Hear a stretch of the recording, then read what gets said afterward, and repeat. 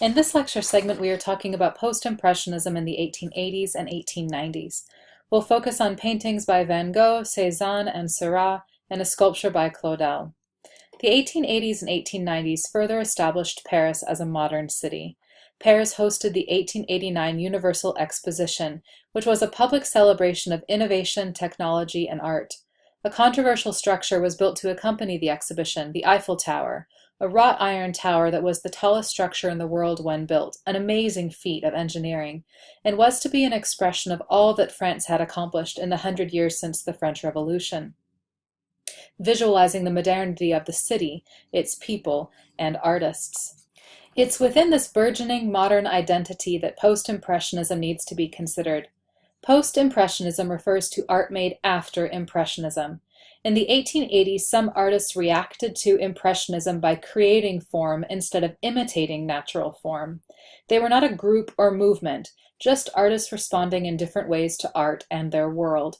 They wanted to make works of art that were solid and brought back what they perceived as more intellectual content to art, that Impressionism had taken things too far in making art too much about capturing what is seen in nature. They still depict urban life and contemporary subject matter, but their forms tend to be more separate and distinct than what we see in Impressionism. And significantly, for them, color was a carrier of meaning, and pictures were acknowledged to be artificial constructions, not depictions of nature. Cézanne came from a family of bankers, which gave him the financial freedom to experiment. He lived in Provence, and his location and fortune gave him the opportunity to experiment. He actually exhibits in Paris with the Impressionists, but prefers his hometown. In this comparison, you see two similar subjects, nude female figures in nature. Bouguereau on the right was an academic artist. You can see how differently they approach depicting the human figure.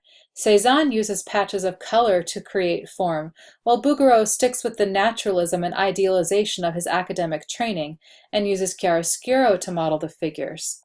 In this still life of fruit and biscuit set on a tabletop, Cézanne shows his architectonic approach to depicting nature, with a tabletop that looks like a glacier in these pyramidal forms, fruit that look like circles and spheres. In a letter to a fellow artist, Cézanne wrote, "To treat nature by means of the cylinder, the sphere, and the cone," and this is how he approaches art making.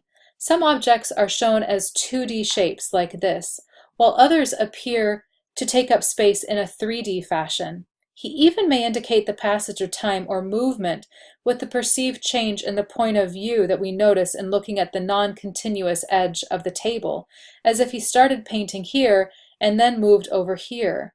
He re-solidifies the depiction of nature we saw in Impressionism, making objects take solid form. He applies paint in thick patches, often outlined in black, not with the broken brushstroke of some Impressionists. He still hangs on to the natural world. We can totally tell that this is an apple, but they have been abstracted. An abstract of a book is a brief summary of the work that includes the main points. An abstracted form includes just the basic necessities to indicate what the form is. It's a simplified form. Cézanne shows us abstracted forms that still read as apple, biscuit, tablecloth, but also read as paint on canvas, as artists experiment. Georges Seurat took another approach to art creation in reaction to Impressionism. He receives academic training from a student of Ingres and loves classical sculpture, grounding his process in the Renaissance and the antique. He's really interested in science and color theory. He exhibits with the Impressionists, but does not compose in the same manner as many of them. He uses many studies to work out his images in the studio rather than painting final works on site. His Sunday afternoon on the island of La Grande Jatte depicts a diverse group of contemporary folks of different classes in one of Paris's public parks. The painting has Impressionist characteristics, the broken bits of color that the eye blends, the contemporary subject matter of here and now Paris, and the evocation of real bright color and light. But characteristics of the work are also not typically Impressionist. He makes 70 sketches for the painting and works for 2 years on one piece. He systematizes color, and instead of using the scintillating, movement-filled brushstroke we've seen before, we have a frozen image that is methodical and controlled and super-organized. It's a structured piece that feels like a reinterpretation of the French classical academic tradition that we saw with Poussin, that the moment is frozen, timeless, and crisp with hard edges to the dots of paint. Seurat similarly uses areas of light and shadow to structure the image and create a recession into space. It seems in some ways like a snippet of the Parthenon frieze, ordered, reasoned, and still. It may also remind us of the suspended motion of the Caillebotte we studied, a frozen depiction of modern life, carefully composed in studio, and also mirrors the lack of interaction between the figures that we see in the Caillebotte. The 1886 term for Seurat's process and style is neo-impressionism, that the artist relies on the eye to mix the colors instead of mixing the colors on the palette. He calls his process and style divisionism, though it's often called pointillism for the points or dots of color that comprise his works.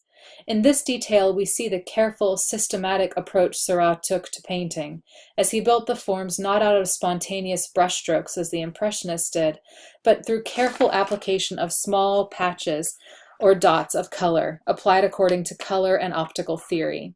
Seurat's scientific take on art making has lasting ripple effects. Van Gogh is also interested in color, but especially using color to express emotion. He is a Dutch artist, raised in a religious home, who trains as a Protestant minister, but feels that he is not making enough of a difference as a preacher, so he switches to art. He had no formal training and was self-taught, but had worked in galleries, his brother was an art dealer, and was well versed in what was happening in the art world. His paintings date from a 9-year period between 1881 and 1890, during which he lives mostly in France. He is on a quest. He's looking for something truthful, pure, authentic, something before industrialization and modern life.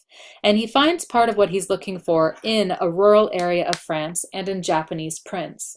He applies paint very thickly, like relief sculptures of paint, like a Grand Canyon of paint from a heavily loaded brush. And he uses flat areas of unmodulated color to create form, using that color to express his emotions and state of mind, creating moods through color.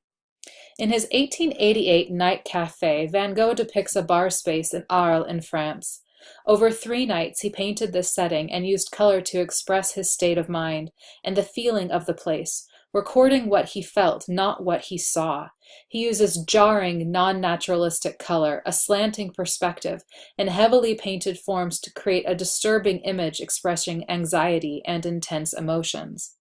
Pause for a moment and read the excerpt from a letter he writes to his brother about this painting.